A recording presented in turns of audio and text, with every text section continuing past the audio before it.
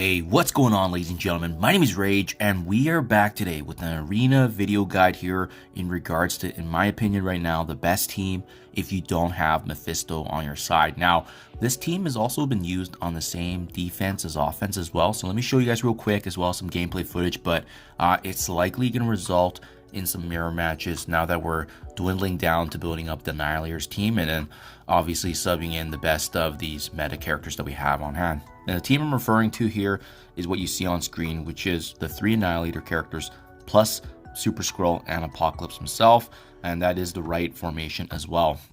I've noticed that this is better anyways here for offense, and then when I do defense, I do actually pivot and move over my Thanos endgame to the very end, so that way he's going to get attacked less often, and the later the battle that his passive triggers, it's even better for us, as you'll see in the gameplay footage. Now, this has been comfortable for me. This has been holding the top 10. Actually, even yesterday, I didn't get attacked, and I actually retained the top 10 up until the reset moment. So that was really cool to see.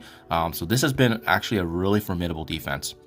So that leads me now to the question of, what kind of attacks am I doing if I want to climb higher? Well, you're probably going to be up against mirror matches like you see with rank number 8 here, Jason 84.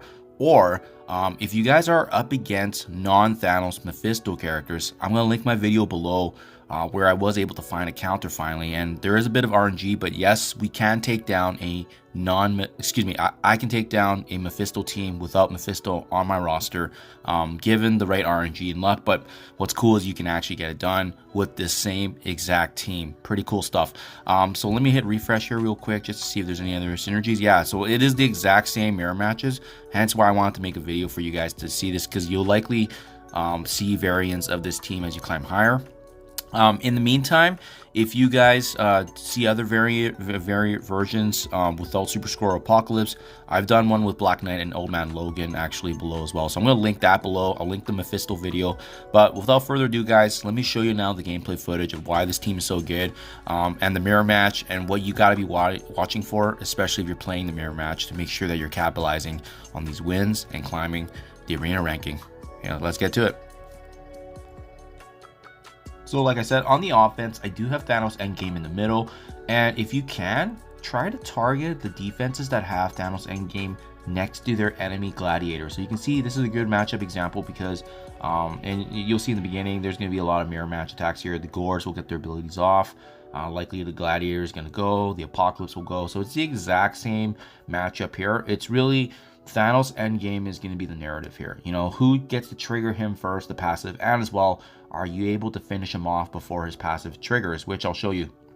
So we use our Super Skrull there to do a little bit of damage, additional damage on the gladiator, and then as well Thanos endgame having the stun as well on gladiator with the bleed. So why it's important to target these mirror matches with Thanos endgame next gladiators, because we're doing some additional damage to him with the adjacent. So you can see, boom, right there. This gladiator, this Thanos endgame had a higher star level than myself, but we were still able to one-shot him. Just because we targeted him as much as we can. Sometimes, depending on the damage, if you have a Raider, ISO 8, or Striker, that can vary. But the trick here is to try and target and finish off their Thanos endgame without triggering the passive.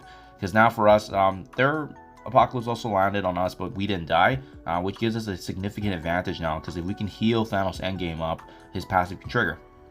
Anyways, once that's been taken care of, you can see it's actually pretty smooth here, and we're just essentially now just finishing off these enemies, and it's been pretty straightforward.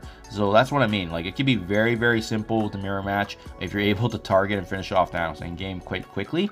And you can see how one-sided it could potentially be. Having said that, there's definitely been some matches I've lost where the Thanos endgame has triggered the passive, and then obviously it retaliates, and it's been pretty devastating. But this was a really good matchup example, which I wanted to show for you guys how one-sided it can be.